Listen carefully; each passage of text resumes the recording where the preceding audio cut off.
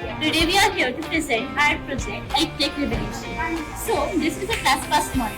Here, as in our school, ClassPass is mostly misused for bumping. Hence, we have made this model which reduces the bumping. Let's say we have RFID enabled in our iClass. When we scan it here, it automatically opens and we can get the ClassPass. Let's see the live demonstration. So, just when we scan our RFID tag, you can see that the door automatically opens and we can take our ClassPass, and after 5 seconds, the gate automatically closes.